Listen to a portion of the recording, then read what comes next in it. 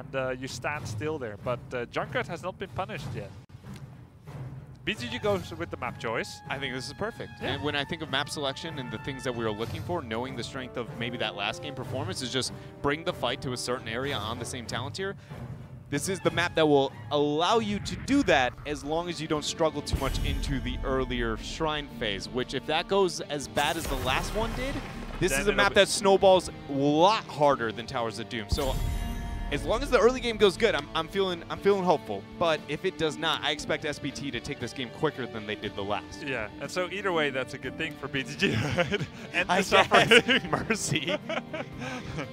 End the suffering faster, or maybe get a return win. So we'll see how it goes. You know, it's not like BTG came here and said we're the greatest in the world. They came here with a good set of humility. They said they know they're the bottom team here, most likely, and they're going to use it for some great experience. I mean, when we're talking about the play, we say we come from that kind of negative tone because it does look poor. But when looking at the mentality and the thought process that the roster has and the direction that they're going, I'm very, I think it's awesome. I'm rooting for them because of that. Yeah, too. It's just the fact that they're willing to go. I mean, yeah, we might be kind of a fish out of water a little bit here, but that's okay, because this is the greatest experience to be able to get better, and they have shown within the tournament that they are very much doing just that. Tassadar gets picked up by SPT here as a second support, no doubt. It's only been one phase in Heroes of the Storm competitive play where Tassadar was used as a single support. It was a very specific team and map that he was used in that way, but he's known as a second support now. If SPT is going down the route of Tracer, the only way I feel like Beyond the Game can rid of it is with that Morales synergy, and I don't know if that's within the realm of possibilities of their draft and more so their play style. A Tracer aggro. I mean, when we think of the possibility of Tracer Tassadar here, I fear for BTG. It's one of its best maps too, right? Originally, people thought it was the best map until everybody was like, oh, well, look at MVP Black get constant pulse bombs on the Immortal. And so just that high Tassadar, you have to give that level of concern. They keep things to a bit more objective meta and power with the Greymane Rhaegar. Cannot argue against Greymane Rhaegar ever. Now the question is, does SPT go Tracer That's or a good not? call. Both, top of their class within their avenues. They synergize pretty effectively too. The fact that SPT hasn't picked Tracer makes me feel like that's not the direction they're going. That they're willing to give some form of hesitation means that they're going to go with a bit more standard. Tassadar is still a great pick without it. It's just one of the few maps where you really look at Tracer's skirmish capabilities on the objective and the early game team fight when you have your, quote-unquote heroic at level 1. It's really great to be able to win those level 4 and 7 skirmishes, which are Shrine Phase 1 and 2. Yeah, 100%. But because they haven't done it yet, I'm wondering if it's just going to be Vala Arthas. It would fit what we've known so far from SPT. Look at that. Karzim is still sticking a little bit higher like we saw in the last game in terms of priority and the Arthas responsive into the Greymane. So SPT is not adjusting whatsoever into that draft. With that in mind, would that mean that we can see BTG probably stick to the same mentality or get it a little bit, more straightforward? We saw Super Perfect Team ban out the Tyrael last game. That might be that kind of what we were talking about before, focus on one really great element, that all-in team fight. Bloodlust, Sanctification, just jump in. But there's a trade-off in the level of synergy that Tyrael requires with the remainder of his team, and that's one of those heroics that if we see the sound barrier incidents of bottom lane, like we see it with the Sanctification in this game, it sets you back miles within your teamfight capability. Yeah, like, I think BTG, it's nice they tried the Nubarak Stukov. I think they should keep practicing it behind the scenes. But I would like to see them pick something that is easier to execute. I think of the Hero League example of when Raynor was busted, Raynor, Thrall, Diablo, you just turn on Earthquake, you just turn on Hyperion, and you just go do a lot of damage, get a nice team fight. When you get things like double support with Ancestral and Sound Barrier, there's the risk of overlap, and then there's the risk of a mistake. And if your communication isn't there yet, it can be tough to get it right. Leoric Abathur. Okay.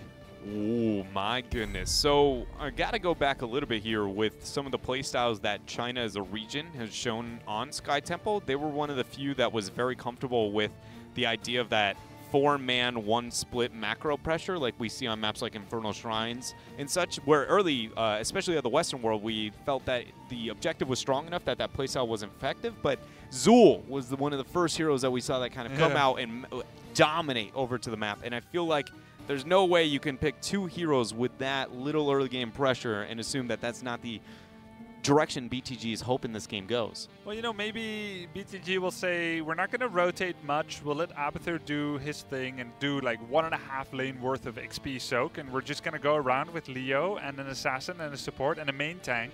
We're going to use Wraith Walk, Spooky Walk to do a Shrink Ray on everyone with 50% damage reduction and just be kind of unkillable. And we'll just stick together, and anytime we see someone on the minimap, we're going to go after them. Maybe something like that. Wow, Vala Illidan. Illidan. Yeah, he has a pretty good matchup actually against all of the heroes of BTG so far. And he provides an insane amount of early game pressure onto structures because he has he's not only a dominant 1 versus 1er, but he can get a very effective siege early on.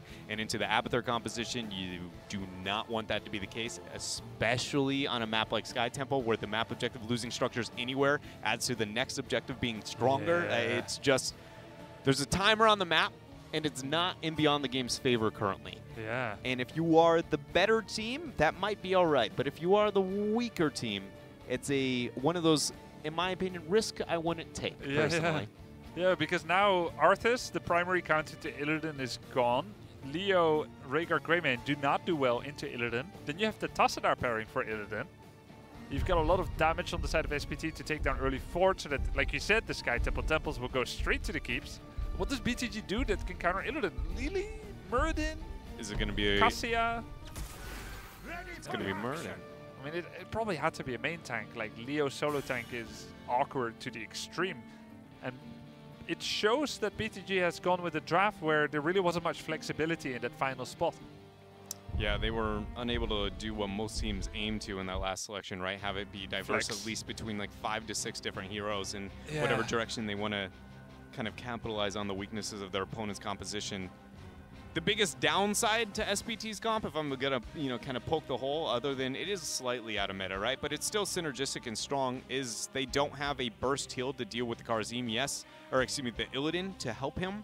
Yeah, they do have Palm that we can get a res on squishier at HP targets that sometimes can be the argument over something of Ancestral, but Illidan needs to sit above like that 60-70 threshold for him to start to get in to be a major problem, and then you do commit those type of resources. So whenever you can get that, I mean, Rhaegar, Ancestral, or any other major burst heal, he becomes a different hero. Yeah. Whereas if you just keep him alive, he's a problem. Yeah, Karzim has never been the perfect support for Illidan. No. 100% true. Divine Palm locks him down in place, makes it easier for people to aim their CC. But Tassadar kind of is that. Every 8 seconds gives a 4-second plasma shield, which gives him additional lifesteal. If Illidan shows a little bit of restraint and waits for the next shield, he'll be fairly safe. I feel like we're going to see a lot of Leoric under pressure here throughout this game because of that Karzim sitting on the other side with the Illidan Pala. It's just going to be very important that he doesn't go out too far. I assume that we're going to see 7-sided in this game. I guess as a solo support, it's probably reasonable to assume it might be Palm, but into that Leo Muradin double frontline and what I consider a lopsided comp on the side of SPT, I wouldn't mind that 7-sided. I think either one works. SPT has a lot of tools in their kit. Here they are. Soap on Illidan, Melody C on Tassadar.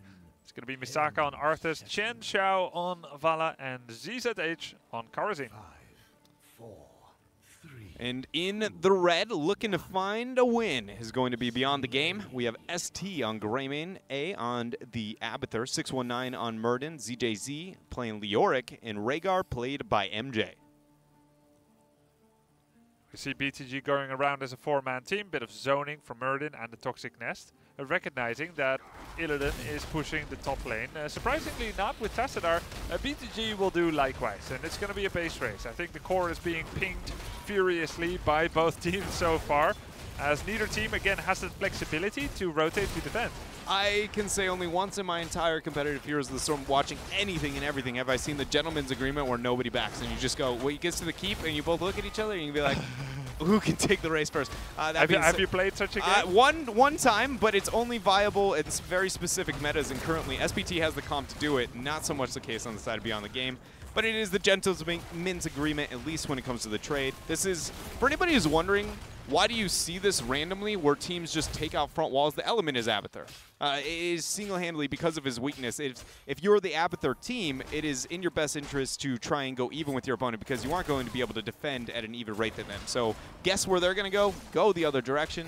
And make sure you find yourself on even footing unless somehow you have that kind of Junkrat Chromie defense that really can take a disadvantage siege. Yeah, like Chromie, Gul'dan, Junkrat, they defend so well against this kind of thing. KT is a secretly really good one as well. He's very hard to siege into. Yeah, I love taking him on Blackheart's Bay in the bottom lane, defending those double towers, that little bridge there, chain bombs and flame strikes.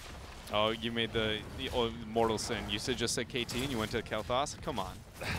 He was first, man. It's true. It's true. There's some people. Both of them are actually amazingly good anti-defense. And when Yeah. I said that, I was like, you know what? Which Both one of were those you are talking great. about? I was originally talking about Kel'Thas. I made the mistake first, and you followed up. So, yeah. you know what? I was just trying to make you feel bad. If I'm in a hole, you drag me down there, Dreadnought. Pretty much. You know, I am even a guy that says soccer, so Oh, go ahead. Yeah. man.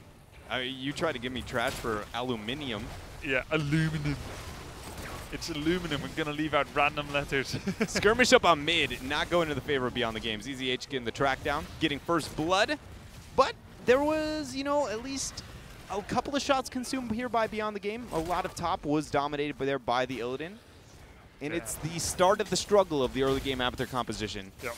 Yeah, I mean, this is not splitting evenly on the temples is always a bad deal for the team on the receiving end. In the meantime, Abathur gets a bit of value, but this is a map where we can just straight up say the map objective is strong.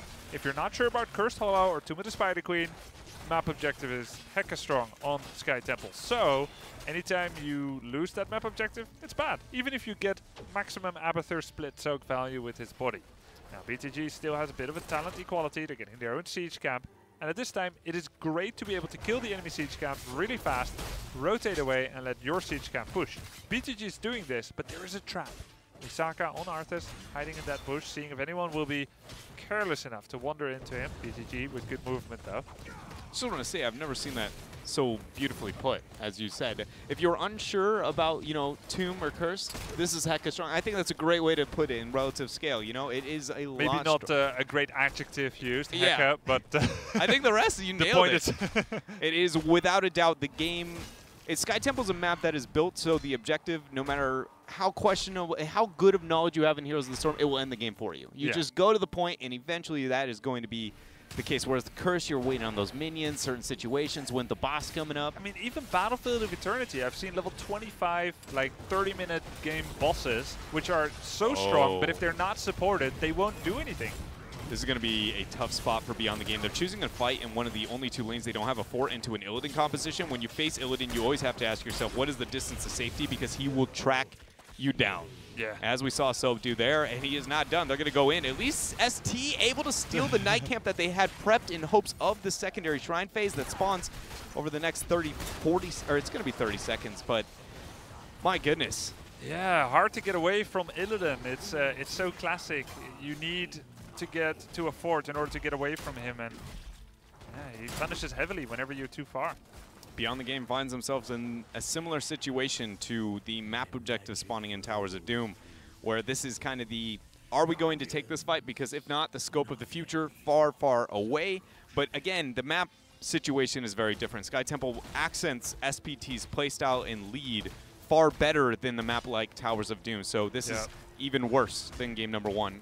Now BTG still has Leoric up top. He needs to defend Illidan Tastadar, but the thing is he can't. His kit simply cannot stop Illidan Tastadar from pushing. It will never be enough. Doesn't matter how many times he swings that wretched mace. So he's in a ill-matched position. He would like to be here. BTG is doing a valiant effort at defending here, but I think this fight is also in favor of SPT. Yeah, SPT decision-making right now is very cleverly done with the 2-1 split to make sure smart. the Leo has a mismatch, but then if they get their heroics, this 3-4 on bottom is not going to have a chance. SPT, they win up on top, they're going to be winning up on bottom, and I'm pretty confident they're going to be winning the series if they keep this up. Yeah, I mean, you look at BTG's hero pool, who could have been a better defender against Illidan Tastadar, and the thing is, none of them really can. No Mule. one. Yeah, That's about it, and only if he survives. yeah, you mule it up a bit, but none of those heroes singularly can stop Illidan Tast. That is just amazing, the decision-making here. And beyond the game, going with the mule play, it does leave this kind of very, very late game fear that I've been saying doesn't exist, now does exist for them. But it's only if the mistakes are made by Super Perfect Team, which they have shown not to make. Clone's going to be used as this boss is going down. Both teams have their heroics. The members of Beyond the Game not there quite yet as Soap comes in there with the hunt. Misaka under a bit of pressure. Rain of Vengeance going down on top of two of them, hitting another three-man. Ancestral ends up using March of the Black King, pushing out. Misaka falling very low. The Palm and Army of the Dead Beyond the Game lose one, and they need to get out of here. But they got the boss! Good job, Beyond the Game, they get the boss. But not sure you want to chase. Actually, nice job by 619 doing a little bit of distraction. Meantime, Abathur gets the top XP. How did this happen? I felt like SPT played that perfectly. I'll be honest, I don't know either. I was looking in so much in one direction. I was like, there's no way somebody falls off this boss. Misaka did pull away because he was afraid when the palm ended up being used and his Army of the Dead. He single-handedly got off, but I think Bala or somebody got pushed by the tornado enough to make sure that Beyond the Game actually got that. Either way, they end up stopping the boss. It is not enough to say that this is an even game, but it's getting a lot closer as Abathur caught them up in a lot of experience. It's just mainly structures that they're struggling in, and even then, it's not that bad. Yeah, there's Mule available as well. Now, you look at the boss, and it only killed half a gate, but SPT would have gotten a lot more out of it if they had gotten it. So it's a great damage mitigation for BTG itself. In the meantime, Abathur gets a bit of XP at top. BTG not in a bad spot. Now Misaka gets caught. Icebound Fortitude, shield as well. That's a 40-second cooldown on Icebound Fortitude, not available. Is Beyond the Game just the best team at coming back from insane disadvantage? Because it's the second time. I mean, it's not even footing, but it's close enough for me to just be like, this game, I feel like, should have gotten out of control against them, but they bring it to SPT. Shots consumed up on mid by SPT. It seems like both teams are comfortable taking a trade. It's interesting now who gains the advantage when trades are I'm afraid for Abathur. He's about to feel the hatred of 10,000 years. Yeah, he's so close. Oracle? Oh my gosh. Okay. Did he use Oracle, or are you afraid of Oracle? I was afraid of Oracle, because once you see Oracle, he is one dead slug. There we go. He's revealing. Oh, it just barely couldn't see him. If he revealed all the wall, you know what? I'd still take it. Would you the hunt? No, definitely not. Not over the wall. I was this is not a Hero League or quick match game. I was trying to promote an unreasonable amount of aggression here from the side of SPT. It has gotten their aggression, with reasonable aggression, has gotten them a keep front wall up on bottom and still that 13 talent tier.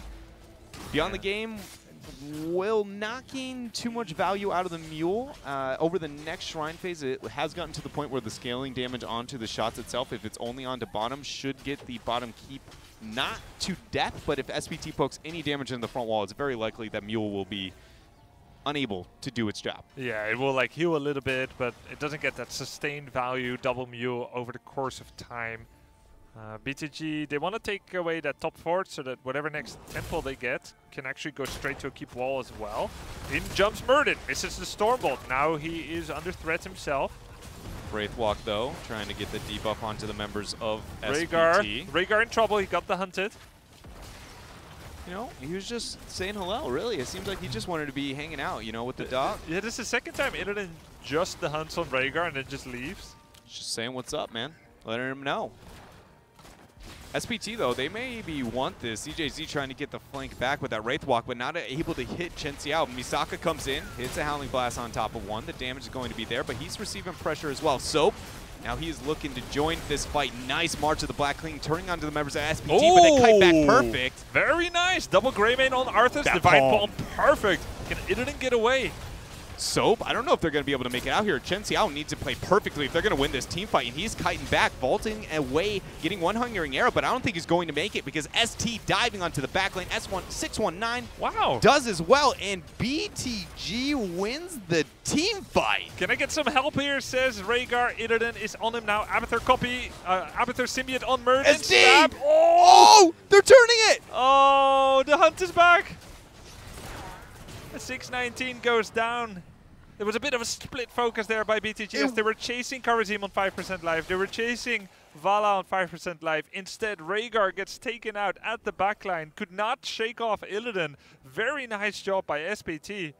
So sad for BTG. There was, I mean, yes, it was, but there was so many moments of greatness even from them in that team fight. I'm very happy because that was them choosing a fight that they looked very good up until the last couple of seconds, not being able to have the kill target and focus them down. Understandably so, considering both Vala and Illidan are kind of the very difficult skirmishy heroes when paired with that Tassadar. Again, maybe a slightly better communication would have changed the outcome of that fight, but I feel like that was one of the best presentations we've seen of Beyond the Game yet. Yeah, and it feels so good, doesn't it? I mean, like losing like this in a very extended team fight where you did a lot of things right is so much better than...